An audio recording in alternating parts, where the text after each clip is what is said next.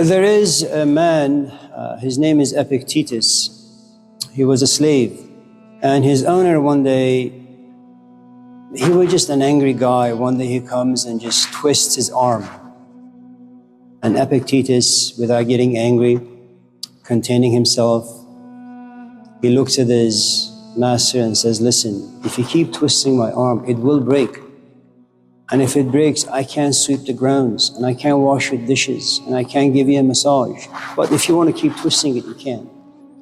I mean, consider how much it takes to overcome your own anger and your desire to express it, that you somehow have the capacity to overcome this natural instinct that all of us have. I mean, consider someone like Mike Tyson. When he was very, very young, I mean, he was a beast in the ring. No one could go toe-to-toe with him for more than a minute or two, for 4, 5, 6 years. But he was also a very angry and violent man, And he used a lot of profanities when he would talk. Now you see him at the age of 50 or 60, and he's a completely different man. It doesn't mean that he doesn't get angry. It doesn't mean that sometimes he doesn't even express his anger in violence. But it does suggest that this is a man who is now able to control his emotions, see his emotions, not make the same mistakes that he did in the past. That takes a lot of courage and a lot of time and lots of things to process. One of the problems I think, that happened around the 15th century is that the printing press came about in Wittenberg, Germany, around the 15th century. Now, prior to that period, if you wanted to know anything about Plato, you actually had to go look for a teacher who knew Plato in and out. And you had to sit at the feet of that teacher and listen to that teacher and be respectful towards that teacher. And just in case you showed any disrespect, he would kick you, punch you, slap you. It was permissible way back then. The printing press comes about, and learning was a communal activity. It's like this. My mouth opens, goes into your ears. Now you may be bored, doesn't really matter. You pretend that you're enjoying the lecture. Because just in case you show me any disrespect, I will talk to your parents.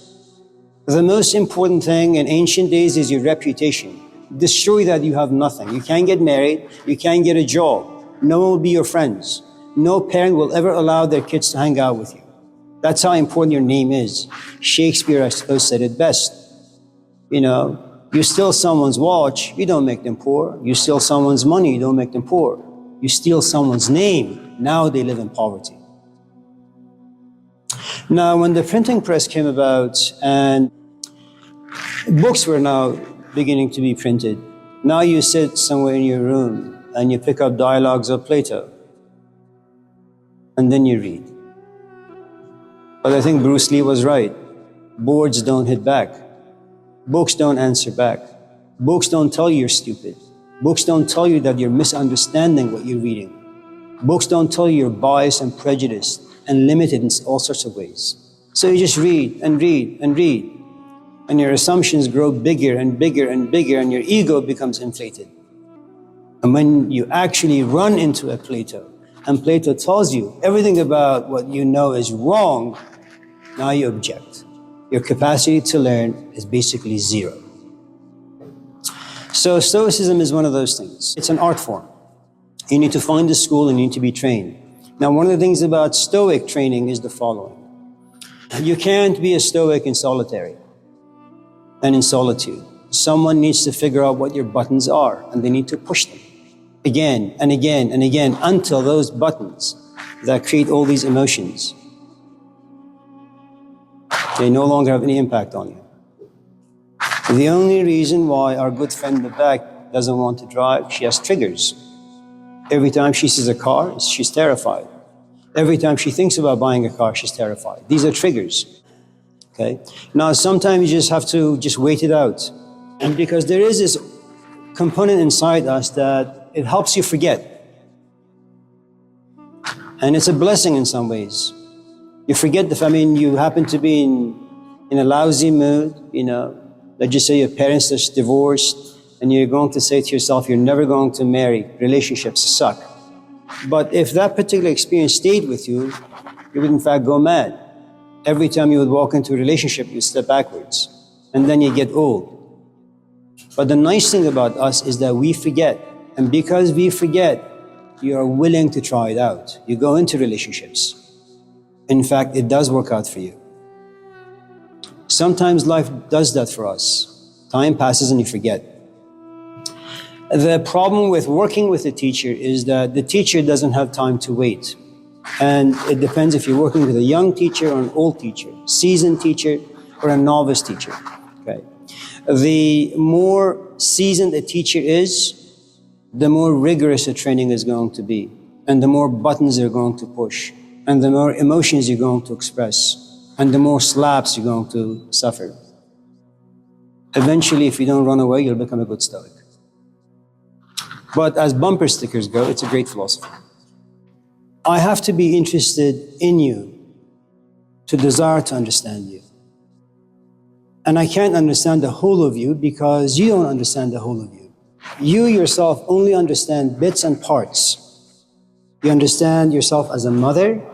You understand yourself as a student. You understand yourself as a teacher. You may even understand yourself as a sexual object, okay? And as a daughter, as a friend, okay? And these are the superficial, the outward stuff that are easily accessible. You know how you are as a mother. So those are the parts that you can understand about yourself. And just in case I come home and you've been with the kids, for example, the entire day and you're exhausted, you can sit me down and you can tell me how exhausted you are because of your day. Those are the things you can understand. There are these parts of us that we don't have access to. Nobody has access to. Sometimes they are caused by mood swings. You take a nap and you wake up, but before taking a nap, everything about your life was good. Psychologically, you were okay, you were stable. But you wake up and you feel as if your life means nothing, you mean nothing, your family means nothing, and you want to understand that, but you have no access to it, that particular realm. The doors are shut. The only thing you have are a set of feelings. And when I come home and I find you in a strange mood, I say, what's going on with you? Now, you may want to sit me down and make me understand, but you can't make me understand something that you yourself don't have access to. And that's one of the problems. You know, people are angry, people have all sorts of intensity about them, they want to have all these questions that they don't really understand, and yet they demand that you understand them. For you to be able to understand anything, really, it takes you a long time. You have to go somewhere, sit somewhere quietly, be able to bring that thing out, look at it. And when you look at something that you're really interested, all sorts of emotions, i.e. passions, come out. And not only must you understand the thought process, you must also understand the emotions. I mean, these are like basic steps.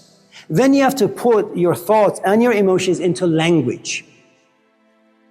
And then you have to give that language to me. But when you share your experience with me, you have to understand. When you tell me fuck, it may be that you've just looked at this beautiful sunset. And if I don't have access to that, I'm going to say, why are you using profanity? So because language is vague, you have to kind of go through all this practice, exercise yourself for many months, if not years. You keep telling me about how you feel, what you have access to. I keep misunderstanding. And if I don't have an inflated ego, I will sit down, refrain from my biases, prejudices to come out. I'll just listen to you. And that in itself can be a profoundly exhausting experience. At the end of the day, you will experience something really interesting. At the end of the day, I mean like 20, 30, 40, 50 years from now. You have no need for anyone to understand you. For the most part, you're okay with understanding the parts of you that you think are important to understand. Now, you may be a student in this class, and you may raise your hand, okay? And because this is a privileged culture, every time as a kid you grew up, you cried, your mom ran to you, say, yes, honey, what's going on? Tell me about how you feel, right? And then at the age of 2, you were sent to a therapist's office, and every time you walk into a therapist's office, your therapist looks at you and says, so tell me what's going on with you. And you assume that every goddamn relationship you walk into, people are responsible to listen to you. No one really cares. If you want to understand what maturity is, your desire to be left alone. You will only talk about the things that people have access to. I'm a man. Don't talk to me about motherhood unless I can be profoundly imaginative. I'm a man. Don't talk to me about abortion unless I happen to be very creative and imaginative. And these are difficult things. So by the time you get to a therapist's office, you've gone through a lot of things. Let me give you an example. So let's say you and I are in a relationship for about 5 years, and one day you come home and I say, Leah, you say, yes, honey. You say, I'm dumping your ass. I'm leaving you.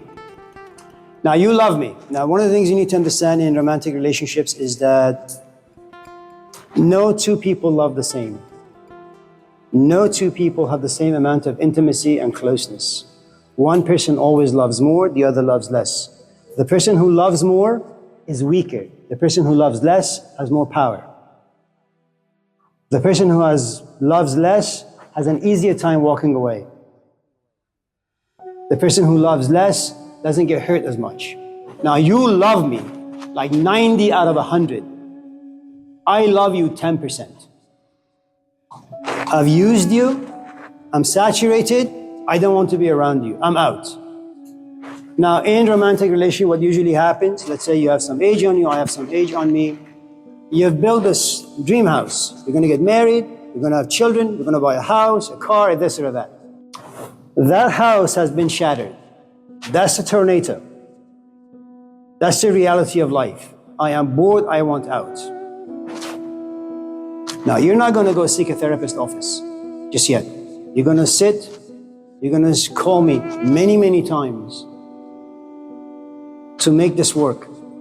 Ultimately, you come to realize it's not workable. And then you try to find closure on your own by talking to your friends, by reading books, by watching YouTubes, by crying, by praying, whatever the case may be. Now, there is no timetable. No one knows when you're going to overcome your grief. And depending on the nature of your loss and the intensity and the degree of your pain, okay? And what usually happens, you go through this really, really awful moments of depression and you can't get yourself out. That's what depression is. There are no ropes, there are no ladders, there are no books. Like Noah, humanity has been drowned. You're on your own. No one can understand you, including yourself. There is no God, there is no Bible. You gotta figure this out. Okay. There comes a point where you say, I've tried everything for the past 5, 10, 15, 20 years. You go on dates, but it doesn't work. You do all sorts of things. You do drugs, you drink, you read the Bible. None of those things work. After reaching all these dead ends, your mom one day calls you and says, you know, I know this really, really good doctor. His name is Zygmunt, last name Freud. He has an office by Lakeshore. Why don't you go visit him? Now, if your heart has broken, kind of like Leslie in the back, if you have been robbed of security and comfort, it's going to take you a long time to find trust and faith. So you're going to come to me as your therapist, let's just say. You don't trust me. You don't like me. And one of the things you need to understand about Sigmund Freud is that if you don't love your therapist, you're not going to be healed. Liking is not enough. You need to love him. But the last time you loved someone, you broke into 1,001 pieces. You're not going to open that easily and that quickly. And every time you do open up and you give me a tiny piece, you walk out of the nursing home or the therapist office, punishing yourself for having given too much of yourself. من از بیگانگان هرگز ننالم که با من هر چه کردن آشنا کرد. Strangers don't hurt you, only people who know you.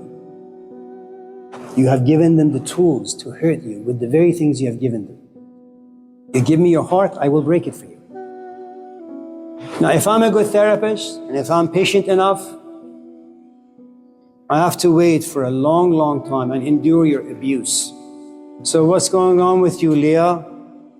You're going to take 5 hours to open up and give me a tiny piece. If you are lucky and I'm lucky after 2, 3, 4, 5, 10 years of therapy, you say, you know what? I'm just tired of this shit. I'm just going to go in and tell him. I like him enough and I trust him enough. Then you open up. It really is an art form. And like any other art, it requires time for you to be proficient.